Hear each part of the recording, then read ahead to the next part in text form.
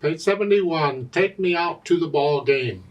This is a very famous piece here in the United States. It's played at all the baseball games at one time or another. Let's look it over. It's 5 lines long, the whole page. Treble and bass clef. No sharps or flats in the key signature. You think, okay, we're in the key of C major. We're not really in the key of C major, but they haven't introduced the key yet to you, so we're going to pretend it's in the key of C major since there's no sharps or flats. Just make sure you can do the C major scale. You see, the key it's in isn't necessarily always because of the key signature, it's what it sounds like. So we have to be careful. 3/4 times, so there's only 3 counts in a measure, and this, it's all melody until you get to the last measure, so it's both hands are taking the melody here, so I'm going to take both hands at the same time. Now, you're not in G position, so you got to figure out where you are. Or C position, right? So you just go where the music tells you to go. And at the beginning, you have a 5 for the F for the left hand, so you're here. And the right hand, you have a 4 on the F here, so it looks like we're in middle C position. That's fine, we can do middle C position, I hope. So let's just take it and connect everything. 1, 2, 3, 4. 1, 2, 3, 1. Do you get the idea? So as you go through, play it. Second line for the third measure. They want you, the right hand to come down 1. Oh, this will be fun. Now they're on top of each other. Bring the right hand up. The reason is because we have the C sharp. And if you stay where you are, you're going to play the C sharp with the thumb. And they're trying to keep the hand out here. There's nothing wrong with playing it with the thumb. Okay, it's just we try and stay out here as much as possible, and this is a good exercise. I like the idea. So they're moving it so you can play the C sharp with the second finger. And you stay out here. Just get the left hand out of the way slightly. Don't move it way out. You need it, but because you need it right there immediately after. And then when you're done with that, you move the right hand back up. Now it has to be without messing up the beat. So you're here for the second line, the third measure, you're here. Here, and then come out. So the right hand moved a little at the end, the bottom line, the last 2 measures. That F is tied, you just add these notes to it, the F and the A. Okay, for an F chord, we're not using the C, but it's still an F chord.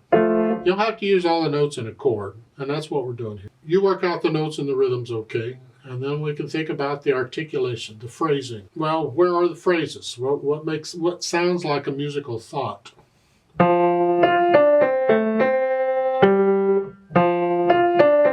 See, to me, that's 2 phrases. Like they've marked it? Yeah, I would lift up there, and then here. Lift up. The third line, last 3 measures.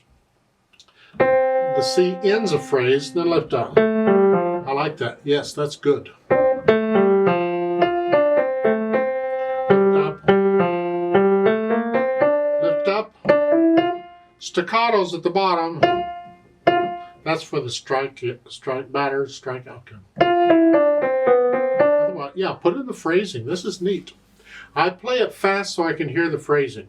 That's not really how it goes necessarily. I haven't had that much beer, but I can hear the phrases quickly, or better when I play it more quickly. Dynamics, well, it's all melody, so it's mezzo forte or with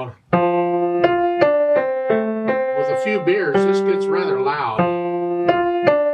There, that's okay. Speed, again, how do you feel it?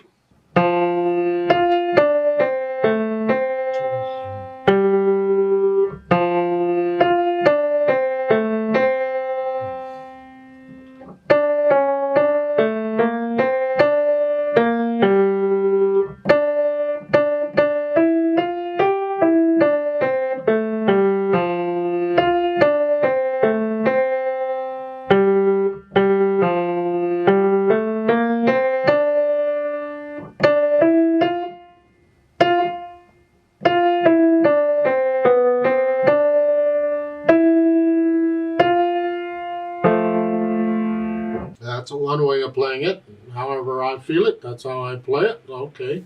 Now notice at the beginning of the second line, this is an example of how these slur lines can be confusing. There's two curved lines there in the first two measures of the second line. Well, the top curved line comes from no place.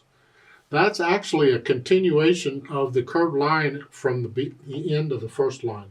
The phrase marking, it's like one long phrase mark, and this is how they do it when they have to split it between lines. So at the end of the first line, the phrase mark goes out to no place, goes out, and then the second line, it comes from no place, and that's what that's for. The other curved line is a tie. So the curved lines can be used for multiple things, and sometimes you got to figure out what is it for, and that's what it is. Let's play this together slowly and double check our notes and rhythms. I'll give us 3 counts. 1, ready, go. 1, 2. 1, 2, 3. 1, 2, 3. 2.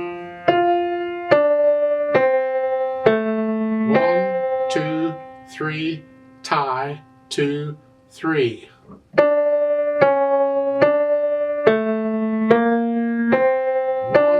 2, 2, 3, 2.